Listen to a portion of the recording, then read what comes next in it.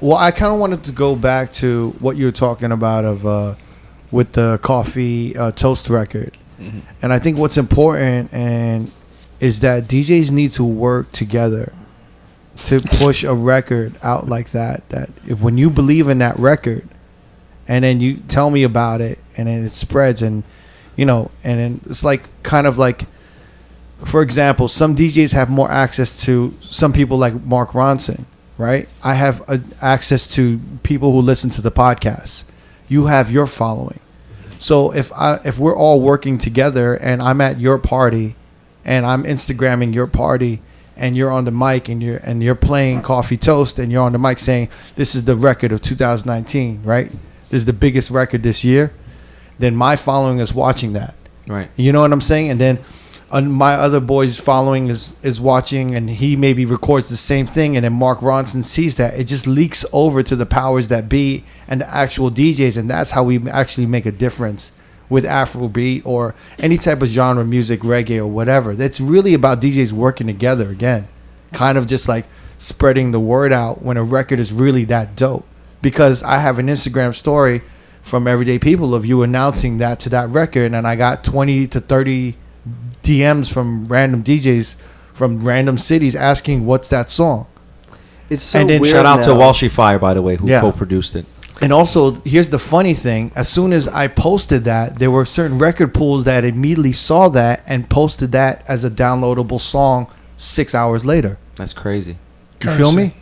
So that's the thing. That's kind of dope, actually. It's dope because it's one of those things where I'm not, I don't have that access to it, and you're allowing access for me to actually experience that as well as your party.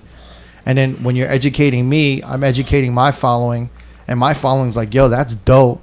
And they're educating everyone that they're following, and it's almost like a different way of word of mouth. It's taking it back to when the DJ was the tastemaker. When you walk into Beach Street and Goldie's playing something, and you're like, what are you playing? And you're like, oh, that's the Jones Sisters. And you're like, can I get that record? Right. You know what I mean? So I can then play it. Because what's happened in the past few years is that the end users with their iPhones and their iPads and iTunes, they've been voting their songs up.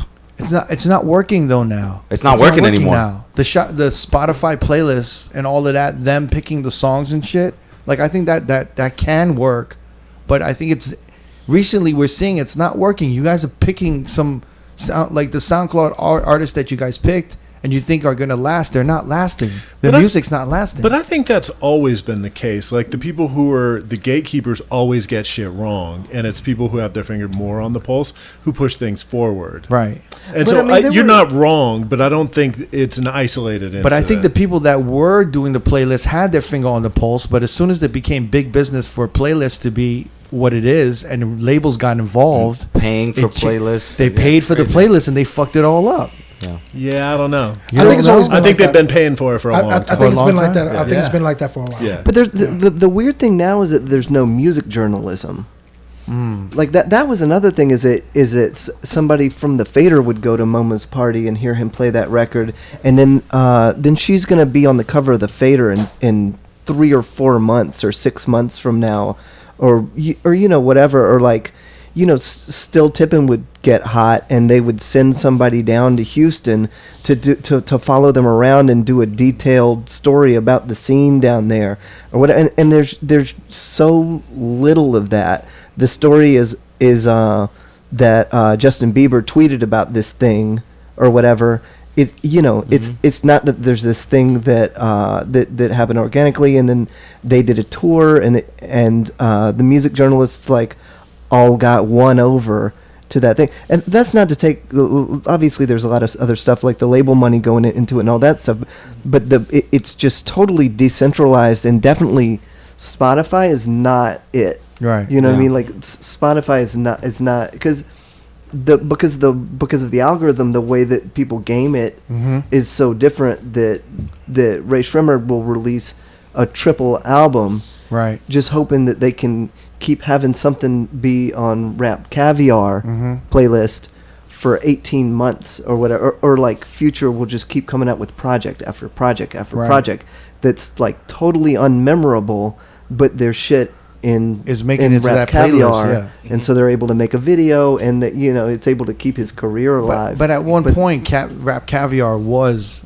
kind of like the taste, like it was letting you know what the what go-to go-to list. I think it was following all this other shit though. Yeah, but it was Like, I don't it think was condensing it and like showcasing it for the right people. Like I think for it was the doing masses. it for the people that weren't actually aware, and then once you make people aware, and they stick around for maybe a month, and then they kind of get wise up, and then it doesn't become what that thing is. I wasn't aware of like SoundCloud, some of the SoundCloud rappers that were out. Like I can be honest about that. Like I wasn't on top of that shit. You know, Well, you what didn't I mean? need to because it wasn't club music. It wasn't, but then it became club music, kind of For a little bit. Yeah, for a little bit. Once you get aware, and then after that, it 2018 loses its relevance. Yeah. You know what I mean? Yeah. Yeah. But a lot of these institutions and stuff like that are not being curated by people that are actually involved with the music. They're really selling you advertising. They're not really selling you the music. So when you get that upstream of interaction or whatever like that, that's ad. That's not